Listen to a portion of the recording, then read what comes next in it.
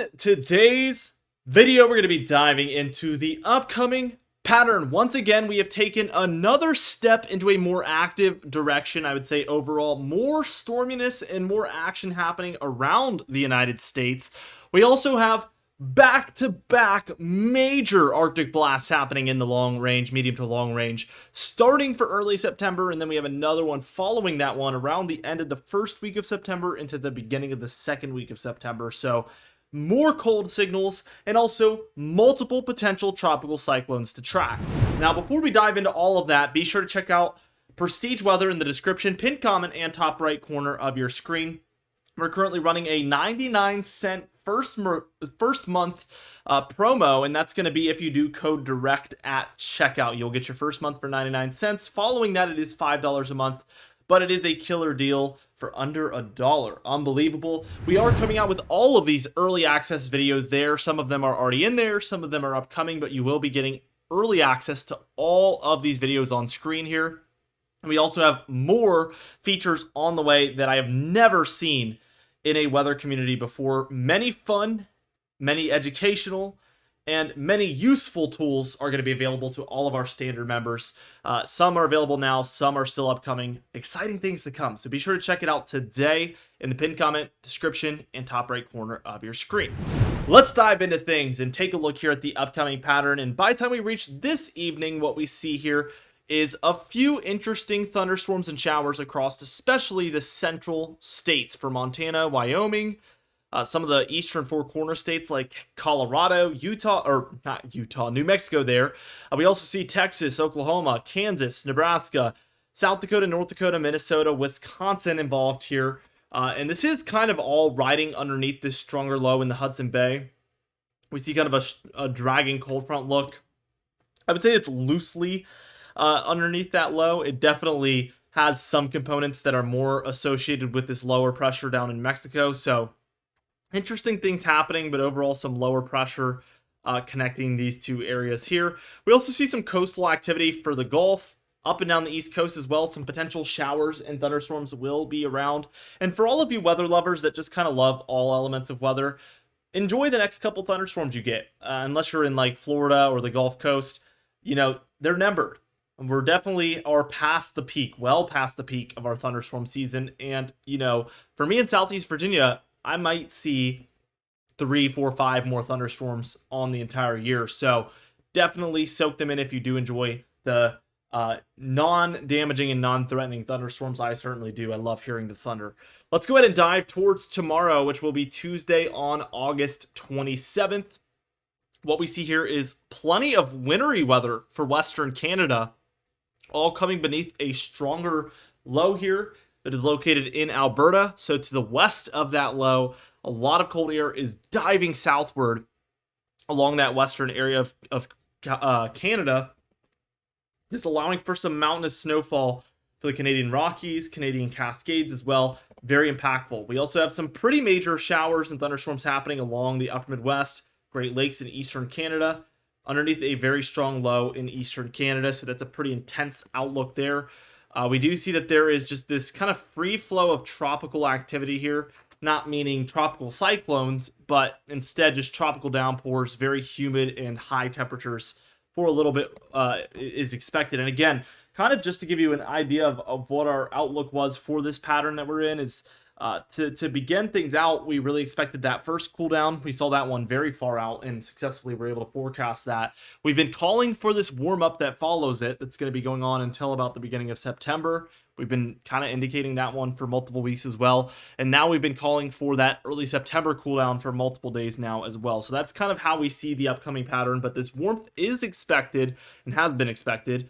Wednesday on the 28th here, we see some of that snowfall becoming more widespread throughout these mountainous areas of Alberta, British Columbia, and even Montana there, very early in the season compared to what's typical. Jet stream is a little bit flat, something like this, so a little bit more of a ridge here across the central states. Still rather warm for a lot of the east as well. Still a lot of tropical thunderstorms and downpours. Definitely wouldn't be surprised to see a tropical low try to develop in here, which would potentially bring a cyclone. We've been talking about that for a while, but as long as the conditions are very favorable like they are, As long as we see this moisture up above it, there's going to be the chance of the inherent chance really of tropical cyclones to develop at any point. Thursday, August 29th, we do see that there's a weaker low here over Saskatchewan. We see a cold front kind of trying to form underneath that, so some cooler air flooding into the east a little bit here. Warm air is racing to the north out ahead of it. This is a fairly typical pattern. You see this more in the springtime, but it does happen in the fall as well. And this is a fairly typical severe weather setup as well. Not only can there be bad thunderstorms in this area with the kind of rising warmth, you can see some bad thunderstorms throughout any of these areas as we have a lot of humidity, again, tropical downpours. A lot of your Gulf air is moving northward in this type of a pattern. Not only that, but along this cold front here, we can watch for severe weather as this area is progressing towards the warmth. It's followed by cold and dry air, so you can see a lot of bad thunderstorms along that line as well. So just to give you kind of an outlook at what this kind of late week looks like, that's Thursday. Here is Friday. Again, that low is strengthening. This is a 984 now. Friday on the 30th, we have this cold front kind of looking like this. Cooler air is beginning to try to spread further and further eastward. We have kind of a warm up here over the west, so this is what we call a positive PNA, and this oftentimes does force that cold air eastward like we're seeing here. And we continue to have a lot of activity in the east here out ahead of that cold front. So this cold front brings the drier weather, but out ahead of it there's a lot of humidity and a lot of moisture, and overall a lot of showers and thunderstorms. Let's keep this going. I want to take us straight towards Saturday on the 31st, and this is going to be the beginning of this eastern cool down, this next one. What we see is a jet stream pattern like this. So this cooler air is arriving for the east. College football fans, Saturday's going to be a big day as it's a lot of teams week first game basically. I know week 1 was technically this past weekend, but a lot of teams are going to have their first game. So let us know in the comments who you're cheering for, what games you're excited to watch if you do like college football. We do see that this tropical moisture is still very, very present throughout a lot of the south. So again, tropical downpours and the potential for a tropical cyclone is going to still be there by late August and beyond, really. We see it's a very strong and quick moving cold front. This is about 5 a.m. on September 1st, and we see bad thunderstorms arriving for the East Coast.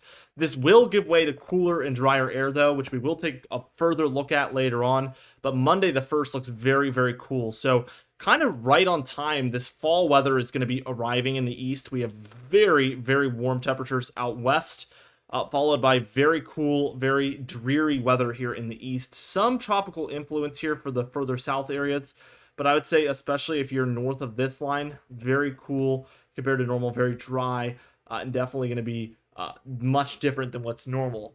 Now it really starts to dive southward. This is by the 2nd of September, which will be a Monday. We see the jet stream taking a deeper dive into the east here by this point, so it kind of just continues to worsen as we are allowed to just get this cold air moving down south into the east.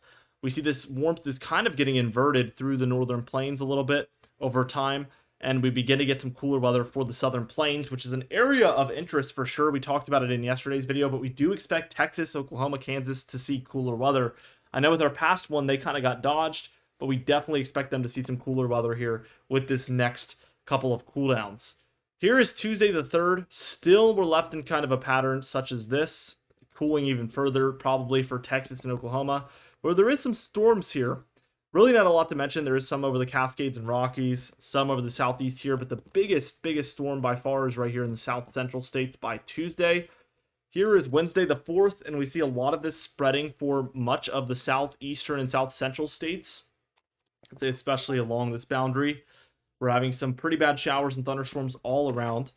Still cooler in the east by this point, so it could be a little bit of a long-lived cool down. We do begin to warm up, especially as we reach towards the 5th of September here. We're beginning to see kind of this warm-up really occurring in the east here. Some warmth, humidity, and thunderstorms are occurring once again. And we're really waiting for this next cool down now, which should be getting started here. This is September 6th on Friday. We have a 987 millibar low pressure center over the Hudson Bay. And this is really what's caused a lot of our cool downs. We see a stretching cold front underneath this, some rising warm air out west, and this is likely what's going to bring it.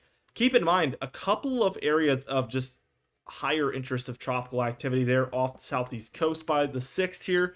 Definitely concerning. Here is by time we're reaching Saturday on September 7th, and we see this kind of deep dive in the jet stream here, and a very, very strong Arctic blast is trying to move into the eastern states here, kind of signified by this boundary of pretty intense storminess happening here as this is lowering down into the eastern states. Here is Sunday on the 8th. Look at that. Massive, massive ridge out west. Big time violent trough in the east here. And we once again kind of get this cold front look. Definitely going to be a doozy. Again, strong thunderstorms and showers could occur along that area to the south of that cooler air. And we get intense area of snowfall in eastern Canada, perhaps, according to this GFS model on Monday, September 9th. Very, very early in the season. And this would certainly be the coldest air of the year for many, many folks. Also on this frame, we have another potential tropical cyclone on the very western tip of Cuba. Hasn't developed yet, but by this point, it definitely does. It becomes either a stronger tropical storm or weaker hurricane here at a 986 approaching the panhandle of Florida. So yes, continuously now we're seeing very strong tropical cyclones developing here on these models. So we are reaching towards the peak of hurricane season. The Saharan dust is really what made August a lot quieter than expected. But that is modeled to really slow down as we reach September. It typically does in August, early August, but we've seen an unseasonably high amount of Saharan dust, and that's been the only thing that has held us back from historically active conditions.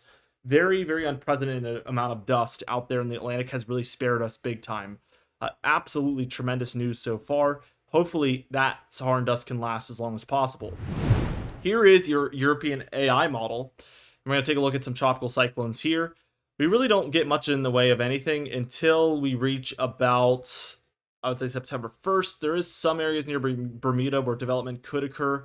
A couple of pockets here in the Gulf and Caribbean that I would say are of concern as well. Then as we reach further, we kind of continue to get storm signals here, especially in the western Gulf of Mexico. Some lower pressure developing and off the southeast coast. So continuing to see this trend of homegrown systems being modeled instead of main development region systems, which would come off of Africa. This one off the east coast there, as you can see, does develop into a quite strong storm. It does impact Nova Scotia and Newfoundland. We'll have to watch and see if that does end up occurring. Regardless, this is by September 10th. We do still have a lot of activity here in that MDR, which stands for main development region, and that definitely needs to be watched over the coming days. Here's the total precipitation through the next 15 days, and as you can see, I would say a lot of the eastern states and eastern Canada are on the upswing of activity. Many areas in here dealing with above average precipitation. So let's just take a look at it, and yeah, this is a much stormier look than what we've seen over previous model runs. So this is continuing to be on the upswing. The east coast remains at slightly below average, but that definitely could be on the way out, I would say, for sure. As we take a look here at the temperature pattern, again, we're going to see those cooldowns here. First off, we see this warm up really take hold here through the end of August, like I said. Some cooler air in the northeast kind of remaining. Here is September 1st on Sunday. Here is September 2nd on Monday. Again, cooler down there for New Mexico, Texas, Oklahoma, but also the upper Midwest, Ohio Valley, Great Lakes, Mid-Atlantic, Northeast, all looking much cooler than normal. And that does kind of stick around here for a lot of the low temperatures, especially. We see cooler air throughout a lot of these areas here. Again, the Gulf is really just influencing some of these air temperatures down there to the deep south, keeping things warmer. Now, we do get a brief warm up after that, but look at this September 8th violent cold front here.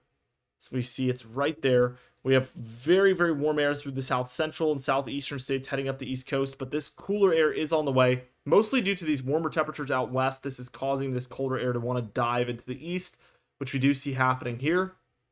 Here is September 9th, absolutely really far below normal temperatures in the greens, 10 to 15 degrees below what's typical, which is a huge departure from normal, especially for that large of an area. The whites are bordering on 15 to 20 degrees below normal. We see that continue to take over for the east. Look at this. A lot of the east coast as well. I mean, we're seeing eastern Canada and a lot of these areas dealing with colder air. Virginia into the Delmarva there, especially, we're seeing 15 to 25 degrees below normal on September 11th absolutely crazy departures from what's typical, and this would be a massive cool down. Keep in mind that our average temperatures are descending as well by a degree every couple of days, maybe. So we are seeing definitely some cooler temperatures by kind of this early to mid-September timeframe, as opposed to this mid to late August timeframe. Your average temperatures will probably be about 5 degrees lower than they are right now. Considering that, plus the additional 15 to 25 degrees further below that number, it could get really cold in a hurry. Here is the long range temperature model, and what we see is this big time cool down is also indicated from the 5th through the 10th of September there. Here is the 10th through 15th, still pretty cool. 15th through 20th is looking a little bit warmer, but we get another cool down for the 20th through 25th. Here is the 25th through the 30th. Overall, a really cool look there in October.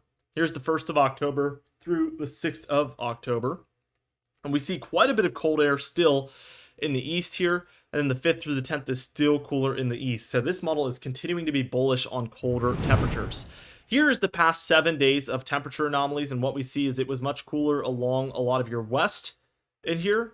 Typically, this would bring warmth to the east, but it didn't in this case. We saw far below normal temperatures for a lot of these eastern areas, exactly how we forecasted it. So absolutely very proud.